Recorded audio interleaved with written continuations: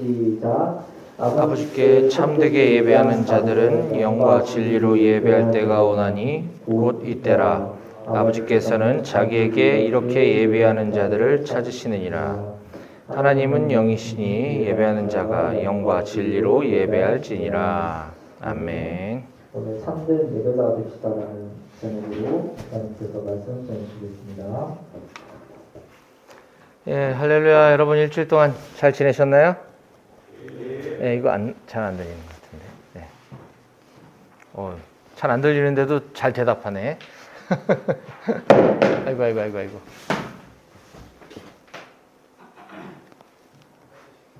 하나 둘. 볼륨. 하나 둘. 좀 올려야 될 것 같은데. 하나 둘. 예, 좋습니다. 네. 감사합니다. 네, 동희 형제님 찬양 인도 너무 감사드리고 예배 섬겨주셔서 감사해요. 예, 우리는 지난주까지 총 71회에 걸쳐서 요한복음 강해 설교를 다 끝마쳤습니다. 오늘과 이제 당분간은 조금 새로운 성경 본문에 대한 강해를 이어가기 전에 잠깐 중요한 요소들에 대해서 좀 말씀을 나누려고 하는데, 그 중에서 오늘은 특별히 예배에 대해서 좀 우리가 생각해보는 시간을 좀 가졌으면 좋겠다 하는 생각이 들었어요. 그래서 오늘 저는 참된 예배자가 됩시다 라고 하는 제목으로 예배가 무엇이고 우리의 예배에 대해서 우리가 조금 고민해보고 잘못된 부분이 무엇인지를 좀 생각해보는 시간이 좀 되었으면 좋겠습니다. 오늘날 예배의 모습을 보면 참 다양한 형태의 예배들이 있습니다. 열린 예배, 구도자 예배, 찬양 예배, 영어 예배, 간증 예배 등등. 예배 형식이나 어떤 격식은 다양할 수 있습니다. 신학교에서 예배 의전에 대해서 가르치고 배우고 있긴 하지만 그렇게 딱 규칙에 얽매여서 해야만 하나님이 기뻐하신다, 저는 이렇게 생각하지는 않습니다. 그렇게 보면 우리의 예배도 많은 부분들이 생략되어 있어요. 예배로의 부르심, 교동문, 이런 것들 우리가 하고 있지 않죠. 예, 그렇다고 해서 우리의 예배가 불안정한 예배냐? 저는 그렇게 생각하지 않는다는 거죠. 어떤 형식, 어떤 스타일의 예배를 통해서라도 우리 주님의 이름이 높여지고 하나님이 기쁘게 받으시면 그 예배는 온전한 예배다, 저는 이렇게 생각을 합니다. 그런데 안타깝게도 오늘날 많은 예배 현장, 또 예배를 인도하는 예배 인도자들, 또 예배 참여하는 우리 예배자들이 예배가 뭔지에 대해서 잘 모르고 예배를 드리는 부분이 참 많다, 이런 부분들이 좀 안타깝다는 생각은 듭니다. 하나님의 입장에서 하나님이 주인공 되시고 하나님이 기뻐 받으셔야 되는 예배에 우리가 기쁨을 얻기 위해서 예배를 기획하고 예배가 드려지는 모습들은 없는지 우리 스스로를 점검해 봐야 될 필요가 있다는 얘기입니다. 구약 시대에 이스라엘 백성들이 분명히 하나님이 왕이셔서 왕을 둘 필요가 없었음에도 불구하고 왕을 요구하고 우리들에게 왕이 필요하다, 이랬던 시절이 있어요. 그래서 하나님이 왕으로 인정되지 않기 때문에 우리의 왕이 필요했다라는 것이죠. 그때 자기 자신들의 만족과 유익만을 추구하며 살았던 시대, 그 시대를 우리가 사사시대라고 이야기하는데, 성경은 사사시대를 한마디로 이렇게 정의 내립니다. 사사기 21장 25절, 맨 마지막 구절인데, 그때에 이스라엘의 왕이 없으므로 사람이 각기 자기의 소견에 옳은 대로 행하였더라. 이게 왕이 없어서 없는 것이 아니라 하나님을 왕으로 인정하지 않기 때문에 각자 자기 소견에 옳은 대로 살았다라는 거죠. 우리의 예배가 어쩌면 이렇지는 않은지, 우리를 포함해서 우리 이제 사회에 나가서 제대 후에 여러분들이 각자 섬기게 될 모든 교회를 다 일컬어서 얘기하는 것입니다. 각자 자기 소견에 옳은 대로 드리는 예배는 아닌지, 이건 우리가 좀 고민을 해봐야 될 필요가 있습니다. 오늘날 세상에는 많은 그리스도인들이 있습니다. 소위 종교를 파악할 때 저는 기독교인입니다 이렇게 적는 사람들 우리가 그리스도인이라고 할 때 지금 이 시간에도 주일날 전국에서 아니 전 세계에서 지금 거의 동시에 오전에 뭐 시간은 약간 다를 수 있지만 예배당에서 예배가 드려지고 있습니다. 근데 이 예배가 그냥 지난주에도 했었고 지지난주에도 했었고 다음 주에도 할 거기 때문에 그냥 기계적으로 습관적으로 이렇게 뭐 깊이 예배에 대해서 우리가 고민하지 않고 드려지는 예배가 얼마나 많은지 잘 모르겠습니다. 그냥 루틴이 돼버린 거죠. 습관인 거죠, 그냥. 그래서 저는 오늘 이 진정한 예배가 무엇이고 우리는 그런 진정한 예배자가 되어야 된다라는 문제의식 속에서 오늘 본문을 좀 살펴보기 원합니다. 우리의 예배는 어떠했는지, 우리의 예배는 과연 하나님이 기뻐 받으시고 계시는지, 우리 예배 그냥 이대로 계속 드려도 괜찮은 것인지에 대해서 한번 고민해 봤으면 좋겠어요. 그래서 저는 오늘 참된 예배자가 됩시다라는 제목의 말씀을 전하면서 우리가 예배에 대해서 잘못 오해하고 있고 또 잘못된 편견들을 갖고 있는 것에 대해서 몇 가지 짚어보고, 그렇다고 한다면 올바른 예배는 어떤 예배인지를 오늘 말씀을 근거로 함께 살펴보도록 하겠습니다. 자, 우선 예배에 대한 잘못된 오해 첫 번째입니다. 예배는 주일날에만 그리고 교회에서만 드리는 것이라고 생각하는 착각이 있습니다. 예배는 주일에만 드리는 것, 그리고 예배는 예배당 안에서만 드려지는 것이라는 거죠. 오늘 우리가 읽었던 본문의 조금 앞부분을 보면 이런 대화가 나옵니다. 예수님과 사마리아 여인과의 대화인데요. 20절, 21절을 제가 한번 읽어드릴 테니까 한번 보세요. 오늘 성경 바로 앞에 있습니다. 4장 20절, 21절. 우리 조상들은, 이게 지금 사마리아 여인이 얘기하는 거예요. 그러니까 여기서 우리 조상이란 사마리아 사람들을 말하는 거겠죠. 우리 조상들은 이 산에서 예배하였는데 당신들의 말은, 당신이라는 건 예수님을 말하는 거고 유대인들을 얘기하는 거예요. 사마리아인과 유대인들은 좀 달라요. 자, 우리 조상들 사마리아인들은 이 산 그리심산이라고 하는 곳이에요. 거기서 예배하였는데 당신들 유대인들의 말은 예배할 곳이 예루살렘에 있다 하더이다.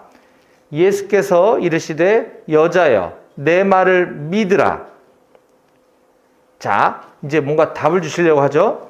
자, 난 사마리아 사람이고 우리 사마리아 조상들은 이 산 그리심산에서 예배드리는 거야 라고 듣고 배워왔는데 당신들 유대인들은 예루살렘에서 예배하는 거야 라고 합디다. 그러니까 예수님께서 이르시되 자 여자야 내 말을 잘 듣고 믿어라. 이 산에서도 말고 예루살렘에서도 말고 너희가 아버지께 예배할 때가 이르리라. 이게 무슨 생뚱맞은 동문서답입니까?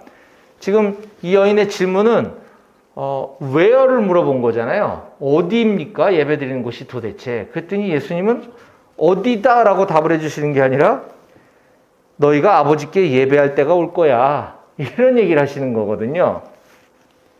당시 이스라엘 사람과 사마리아 사람들은 서로 이 예배의 규칙, 규정, 순서, 장소에 대해서 서로 다른 의견들을 갖고 있고 우리가 맞다, 니네가 맞다 주장을 하고 있었습니다.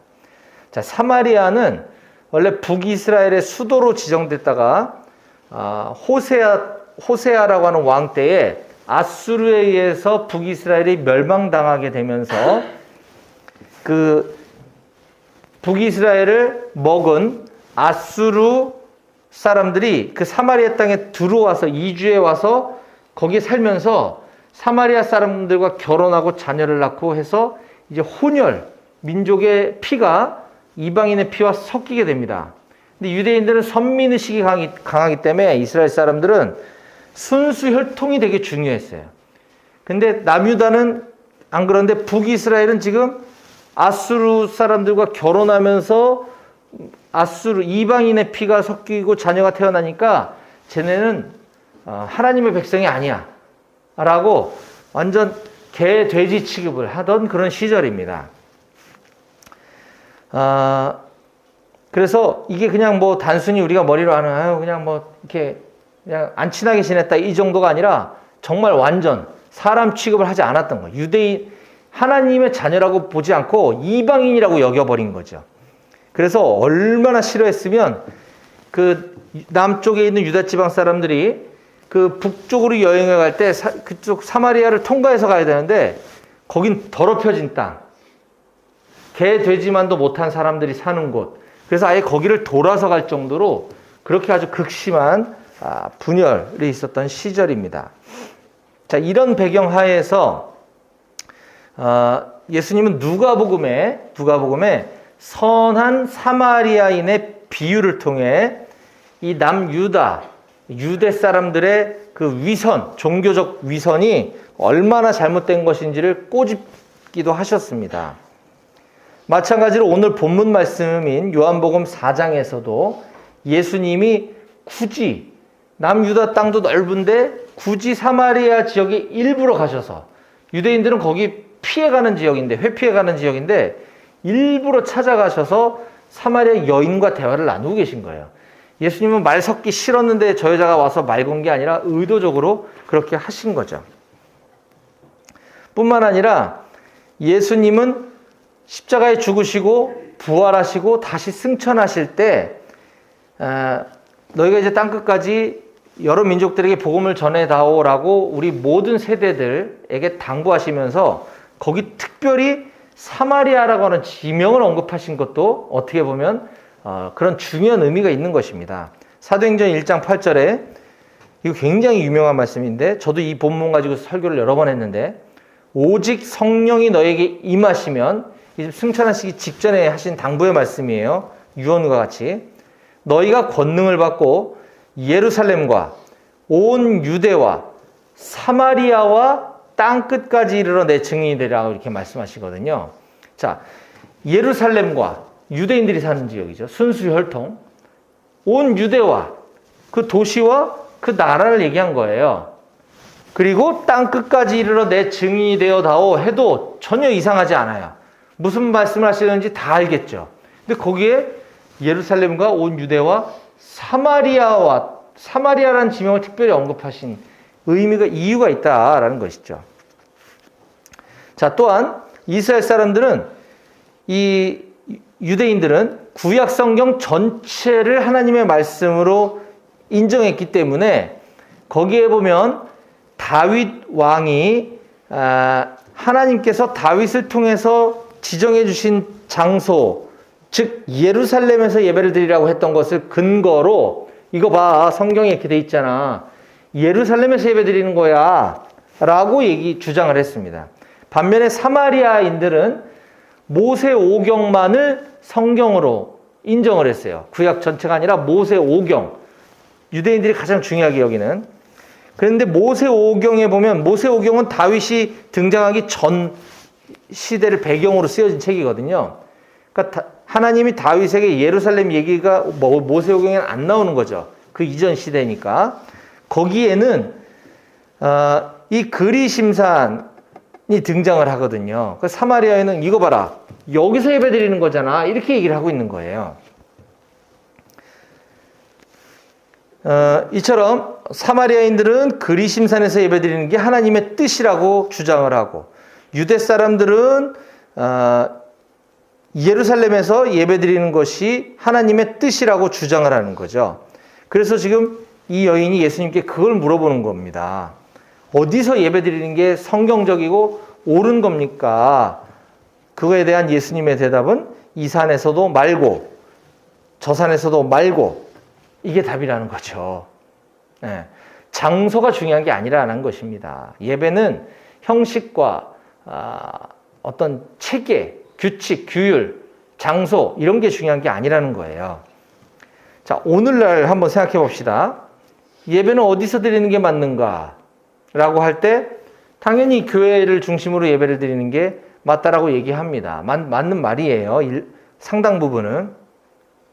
근데 교회를 중심으로 예배 드린다고 할 때에 교회에서만 예배 드리는 거야 라는 말은 또 틀린 거라는 거죠. 왜냐하면 우리가 이런 어떤 방금 얘기했던 사마리아와 유대 사람들의 그런 착각과 오해가 오늘날 우리 가운데도 있는 이유는 우리가 교회에서 드리는 예배는 진정한 예배이기 때문에 여긴 되게 좀 조심합니다. 교회 안에서 막 서로 욕하거나 뭐 이러지 않잖아요. 여기서 뭐 술 먹으면서 예배드리고 이런 거 없잖아요. 그런데 교회 밖에만 나가면 이 사람이 이상해지는 거예요. 다시 돌아가 버리는 거죠. 교회 안에서는 왠지 하나님이 들으실 것 같고 말도 조심해야 될 것 같은데 교회 나가면 또 막 욕을 하고 이렇게 돼버리는 거죠. 이건 너무 많습니다. 이런 일들이. 특히 이제 큰 교회 다닐 때 사람들 얼마나 많이 옵니까? 그러니까 주차 막 이렇게 해놓고 막 겹치기뿐만 아니라 그냥 주차장을 차로 꽉 채워놓고 예배를 드리죠. 근데 이제 예배 끝나고 난 급한 일이 있어서 빨리 집에 가야 되는데 꽉 막혀 있는 거예요. 근데 다른 차들은 잘 빠지는데 내 앞에 있는 차는 안 와, 주인이. 전화해도 안 받고 막 열받기 시작합니다. 막 짜증 나는 거죠. 그러다 이제 오면 막 뭐라 하는 거죠. 이게 하나님이 기뻐하시는 예배가 아닌 거잖아요. 그죠? 우리 교회 안에서의 모습과 밖에서의 모습이 동일해야 되는데 교회 안에서만 예배라고 생각하는 경향이 우리들에게도 있다라는 겁니다. 제가 그렇게 살았어요. 제가. 다른 사람이 아니라. 그래서 예배는 교회 중심으로 드려야 된다라는 말을 이런 의미인 것 같아요. 우리가 소위 가나안 성도, 나 하나님 믿어. 꼭 교회 안 가, 교회에서만 드리는 게 예배가 아니라고 그랬어. 이거 잘못 이제 곡해해가지고 교회 안 나가도 나는 그냥 자유롭게 예배할 거야. 이건 자유주의인 거죠. 그런 의미가 아니라 우리가 건강한 신앙 성장, 또 안전한 신앙생활을 위해서 교회 중심으로 예배드려야 되는 건 당연하고, 근데 그것만이 예배가 아니다라는 얘기를 하는 겁니다. 교회 안 와도 된다는 얘기를 하는 게 아니에요. 여러분들 오해하지 않으셨으면 좋겠고, 이 교회 중심의 예배라는 것을 얘기할 때는 두 가지 의미를 우리가 모두 포함해서 이해할 필요가 있습니다. 첫 번째는 구심적 의미의 예배, 즉 헬라어로 에클레시아라고 하는 단어가 이제 교제하다라는 의미인데, 이 에클레시아는 어디로부터 불러냄을 받은 사람들이라는 뜻을 가지고 있어요. 즉 세상으로부터 불러내서 우리가 모여서 교제하는 공동체, 이게 교회고 그게 바로 예배의 행위거든요. 이 구심적인 예배, 즉 교회 중심으로 모여서 드리는 예배가 굉장히 중요하고, 또 하나의 의미는 원심적 의미로서의 교회 중심이라는 개념이 있어요. 이건 뭐냐면 디아스포라라는 개념인 거죠. 아까 에클레시아는 세상으로부터 불러냈다, 교회로. 그래서 모여서 교제하면서 예배드리는 것. 그 다음에 디아스포라는 흩어졌다, 보냄을 받았다라는 거예요. 그러니까 세상으로, 교회 밖으로 보내져서 거기서 예배자로 또 살아야 된다는 거죠. 그러니까 이 교회 중심의 예배는 두 가지를 포함하는 겁니다. 하나는 에클레시아, 불러들여서 교회 안에서 함께 우리 예배하는 것. 또 하나는 디아스포라, 교회에서 밖으로 나가서 흩어져서 거기서 예배자들로 살아가는 것. 이 두 가지를 간과하지 말고 함께 생각하는 것이 중요하다. 그렇지 않으면 굉장히 이중적인, 교회 안에서는 기독교인이고 교회 밖에서는 세상 사람이 돼버리는 이런 형태들이 굉장히 많다라는 것입니다. 그래서 이처럼 우리도 이 모이는 교회로서 우리 이 배고교회에서의 예배도 참된 예배로 드려야 되지만 당연히, 뿐만 아니라 각자의 생활관, 또 훈련 중, 또 뭐 밥 먹으면서 우리의 일상 가운데 이 교회당 밖에서도 우리는 예배자로 살아야 된다는 사실을 꼭 명심하셨으면 좋겠습니다. 자, 예배에 대한 잘못된 오해 두 번째는요. 우리는 이런 표현을 자주 쓰죠. 예배 본다. 우리 예배 보러 가자. 그쵸? 저도 무의식 중에 이런 말을 툭툭 나올 때가 있는데, 이 예배 본다라는 말이 상당히 잘못된 말인 거죠. 우리가 왜 예배를 본다고 했을까? 저는 생각을 해봤어요. 예배를 드리는 목적은 우리 하나님을 기쁘시게 해드리는 거거든요. 하나님을 보는 개념으로 예배 본다라고 하면 맞는 것 같지만, 우리가 예배 보러 가자라고 했을 때는 그런 의미는 아닌 것 같아요. 마치 오늘도 이제 우리 동희 형제님이 멋있게 찬양 인도를 쫙 해주셨지만 뭔가 공연을 보러 가듯이 찬양을 보러 가고 또 목사님이 이렇게 설교하는 거를 보러 간다라는 어떤 이런 개념이 있는 거죠. 우리 예배는 관람이 아닌 것입니다. 이 설교가 어떤 뭐 인문적인 도덕적인 좋은 교훈에 대한 가르침을 내가 그걸 잘 보러 가는 것이 아니라는 겁니다. 그래서 예배는 이런 수동적인 의미로 우리가 이해되는 경향이 있어요. 근데 예배는 모두가 함께 참여해서 하나님께 영광 올려드리는 것이지 누군가의 몇몇 소수의 사람들에 의해서만 이루어지고 그걸 견학하는 것이 예배가 아니다라고 하는 사실을 우린 좀 명심했으면 좋겠습니다. 예배의 주인공은 그래서 내가 아니라는 거죠.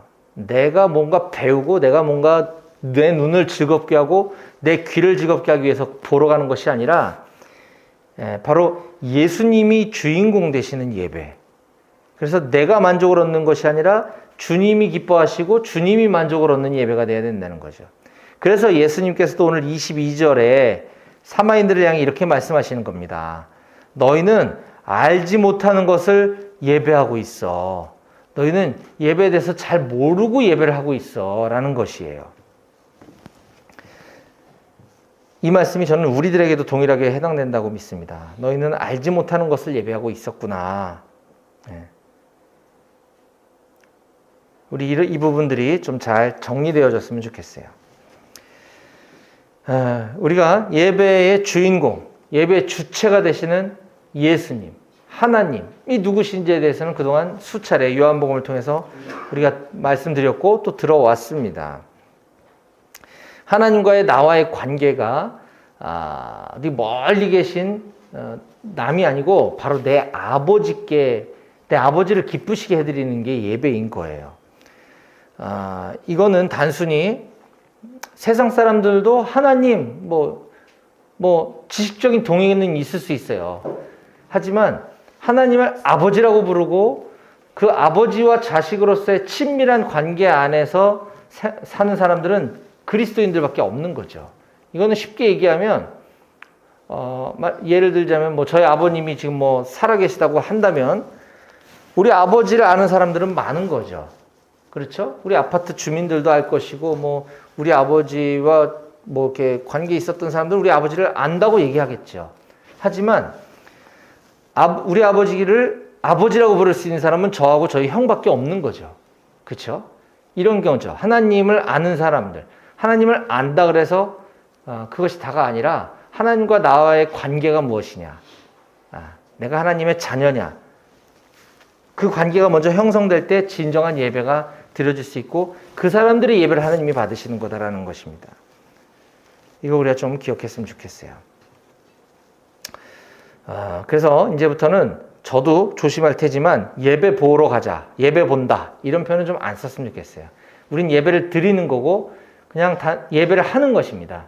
예배하자, 예배 드리자 이런 표현이 맞다. 예배 본다 잘못됐다 하는 것이에요. 예배를 본다고 했을 때 자칫 잘못하면 우리는 예배 구경꾼이 되어버릴 수가 있습니다. 내가 예배를 드려야지 내가 예배를 구경만 해서는 안 돼요. 이거는 자칫 잘못하면 남도 천국 갈 때 나도 구경만 할 수 있는 사태가 벌어질 수도 있습니다. 이건 끔찍한 일이에요. 자, 그렇다면 예배는 무엇인가? 이제 이게 본론이죠. 중요하죠. 예배라는 말 우리가 참 많이 쓰는데 예배가 무엇일까? 이 세상의 모든 사람들은 다 예배하는 존재로 태어났습니다. 근데 단지 무엇을 예배하고 누구에게 예배하느냐가 다른 거죠. 예배하는 대상, 이거는 내가 인식할 수도 있고 인식하지 못할 수도 있어요.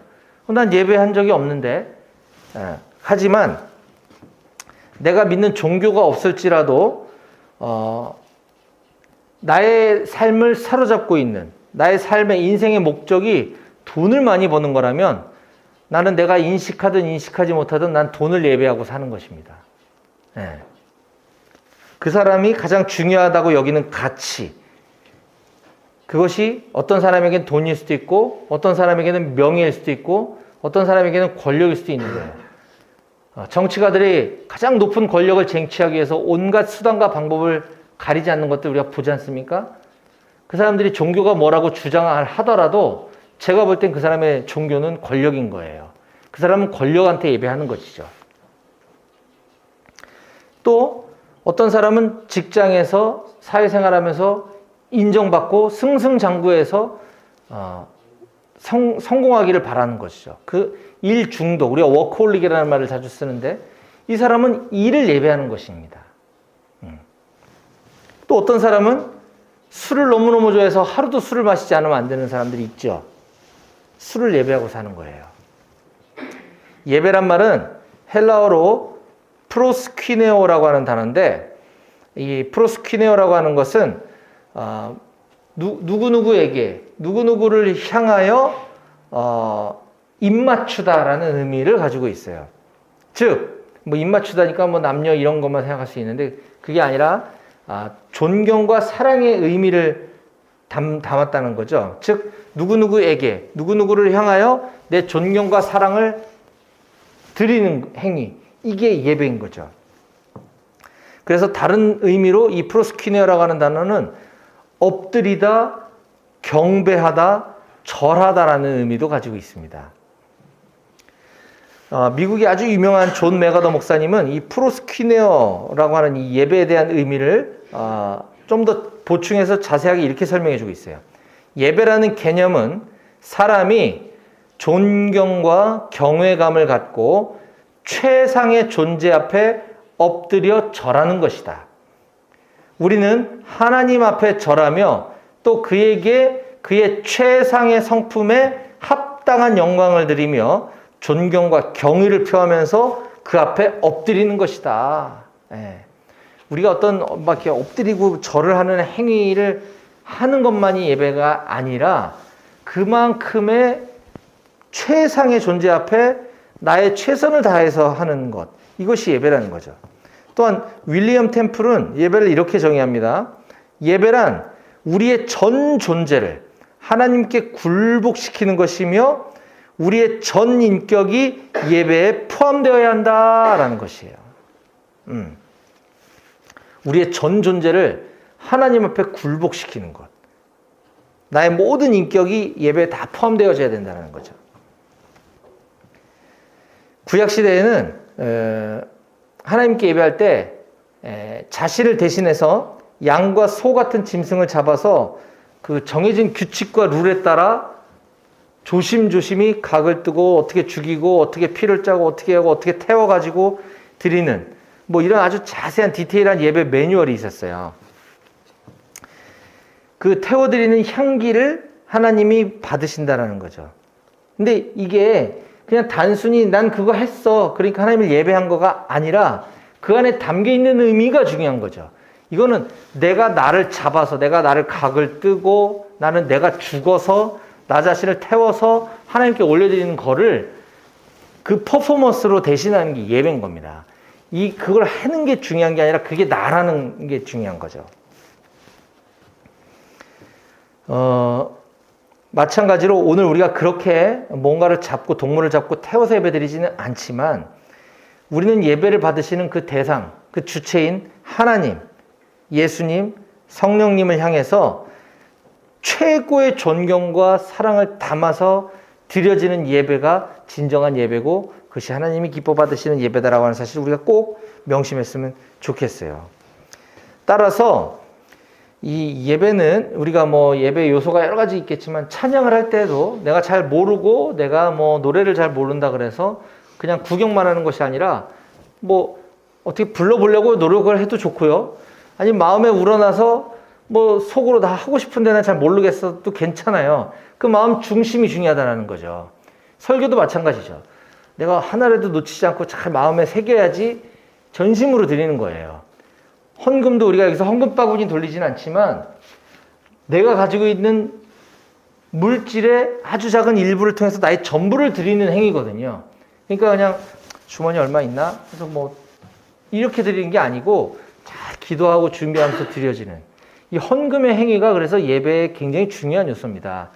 오늘날 뭔가 좀 많이 잘못돼서 한국 교회가 설교 시간에 헌금을 얘기하면 마치 뭐 탐욕적인 것 같고 이렇게 몰아가는 성향이 있는데 절대 그렇지 않아요. 헌금이 굉장히 중요한, 저는 이렇게 생각합니다. 모든 사람들은 물질에서 자유로운 사람이 많지 않아요. 물질에 사로잡혀 사는 거거든요. 근데 그걸 드리는다는 거는 대단한 믿음의 행위라고 생각하는 거죠. 내 이웃이, 내 친구가, 누군가가 헐벗고 굶주려 있는데 내가 가진 월급의 일부를 쪼개서 드리는 거, 그거 굉장한 헌신이거든요. 하물며 하나님께 드리는 헌금이 바로 그런 거라는 거죠. 그래서 여러분들도 자주 이런 설교를 듣지는 않는다 하더라도 오늘 들었으니까 헌금에 대해서도 진지하게 생각해 봤으면 좋겠어요.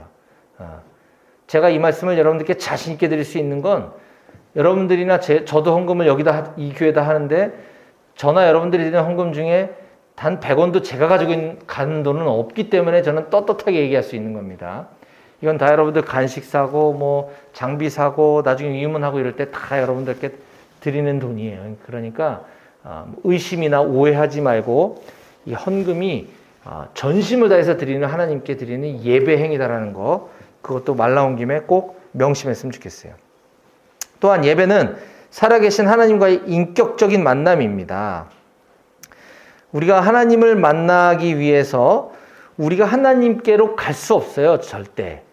하나님이 우리에게 찾아오셔서 우리가 만남이 이루어지는 거거든요. 그래서 이 예배 시간에 지금 하나님이 뭐 눈에 보이게 오실 수 없기 때문에 영이신 하나님이 이곳에 오셔서 나를 만나주세요. 나와 함께 해주세요. 그래서 말씀을 들을 때 내 마음이 뜨겁게 해주는 것도 성령님이 나를 만나주셔야지 그게 가능한 겁니다.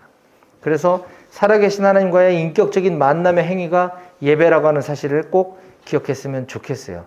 이 얘기는 즉 다시 말하면 이 예배 시간에 반드시 하나님을 만나야 한다는 것입니다. 그냥 와서 그냥 시간 때우다 가는 것이 아니라 이곳에서 하나님을 느낄 수 있어야 되는 거죠. 그게 진정한 예배다. 예배에 대한 마지막 잘못된 오해 세 번째는요. 예배는 의무적으로 숙제하듯이 해치우는 게 아니라는 거죠. 물론 이제 우리가 여기 뭐 예배 안 오면 큰일 나서 온 사람은 없죠. 근데 혹시 또 아주 전통적인 기독교 가정에서 자란 사람 중에는 뭐 저희 아들들도 해당되겠지만 예배가 의무가 되는 경우가 많아요. 예배 빠지면 아빠한테 혼나니까. 지금 이 시간에도 이렇게 예배 드리러 오는 것은 누가 예배 안 간다고 뭐라 해서 온 게 아니잖아요. 그죠? 그럼요. 근데, 기독교 배경에서 자랐던 사람들, 특히 모태신앙이나 이런 사람들, 예배를, 의무적으로 숙제하듯이, 많으면 누구한테 혼날까봐, 이렇게 예배 드려서는 안 된다라고 하는 사실을 꼭 기억했으면 좋겠어요. 자, 그러면 우리는 어떻게 예배를 드려야 하는가?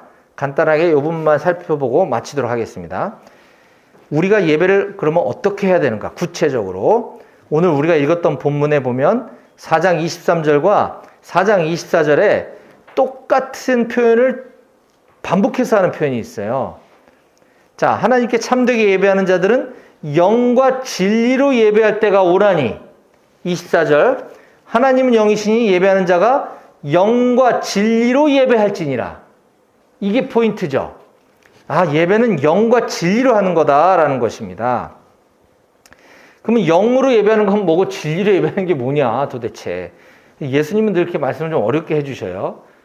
그래야 우리 같은 사람들이 있는 것 같아요. 영으로 예배하라. 영이라고 하면 우리의 영, 우리 안에 우리가 인간은 육체와 영과 혼으로 이루어진 존재이기 때문에 우리 자신이 영적인 존재이기도 합니다. 또 성령님을 일컬어 영이라고 얘기하기도 해요. 그래서 영으로 예배하라는 것은 우리의 어떤 영으로 예배를 드린다는 개념보다는 성령님으로 예배를 드린다는 것이 되게 중요합니다. 즉 성령님은 같은 하나님, 예수님, 성령 같은 말이에요. 자, 성령님을 영으로 예배드려라. 즉 성령님과 함께 성령님에 의해서 성령님을 위한 이런 예배가 되어져야 된다라는 것입니다. 그리고 이거를 우리의 영, 우리 인간을 구성하고 있는 영혼, 육의 개념에서의 그 영으로 이해해도 뭐 틀리다고 볼 수는 없어요. 그런 의미에서는 우리의 내면 깊숙한 곳에서 우러져 나오는 예배를 드리라고 해석할 수도 있겠죠. 네. 이게 영으로 예배 드리라. 근데 저는 이제 전자 쪽에 좀 더 무게를 두고 싶어요. 성령님과 함께 드리는 예배. 네. 영과 진리로 예배할 때 했을 때 영의 예배는 그런 개념으로 이해했으면 좋겠고, 두 번째, 진리로 예배하라. 자, 진리는 뭐냐? 우리 옛날 성경에 보면 이 부분에 대해서 신령과 진정으로라는 단어를 썼어요. 우리 옛날 성경에 보면 지금 이 개정 성경에는 영과 진리라고 번역되어 있는데 그 이전에 개역 한글 성경은 신령과 진정으로 이런 표현이 있거든요. 그래서 옛날에 우리는 이 부분을 볼 때 신령과 진정으로 최선을 다해서 열심히 막 쥐어짜서 예배드리는 거구나 이렇게 오해를 했어요. 근데 이게 그런 뜻이 아니죠. 영과 진리 했을 때 이 진리는 진정으로 막 진짜로 이런 개념이 아니라 영어 성경 보면 대부분의 영어 성경에 이거 truth라는 단어를 쓰고 있어요. 진리, 어떤 사실, 진실이란 뜻인 거죠.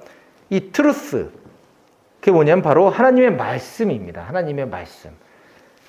즉 복음인 거죠. 복음. 또 다른 말로 예수님은 내가 곧 길이요 진리요 생명이니 나로 말미암지 않고는 아버지께로 나올 자가 없느니라 라고 말씀하셨을 때 예수님 자신을 일컬어 내가 진리다라고 얘기하셨거든요. 즉 아까 영으로 예배드리는 것과 진리로 예배드리는 게 그래서 어쩌면 같은 표현인 것이죠. 성령님으로 예배드리는 것, 예수님으로 예배드리는 것, 이것이 우리의 참된 예배다라고 하는 사실을 꼭 기억했으면 좋겠어요. 따라서 이 강단에서 설교하는 저도 늘 조심해야 되는 것은 이 설교 시간을 통해서 성령님이 나타나지 않고 예수님이 언급되지 않는 설교는 그건 가짜다는 거죠. 그건 진짜 예배가 아닌 거예요. 우린 영과 진리로 복음으로 드려져야 되는 예배라는 것입니다. 자, 이제 말씀 마무리하겠습니다. 오늘 우린 예배가 무엇인지 살펴보았고 우리가 예배에 대해서 잘못 이해하고 오해하고 있는 부분이 무엇인지 살펴보았어요. 이제 우리 예배를 다시 바꿔야 됩니다. 리폼해야 됩니다. 다시 살려내야 합니다. 우리 한국교 예배가 많이 죽었다라는 얘기를 합니다. 예배가 변질되고 타락했다는 얘기를 많이 합니다. 이거는 예배 시간에 뭐 딴짓을 해서 타락했다는 뜻이 아니라 예배의 본의를 잃어버렸다는 것이에요.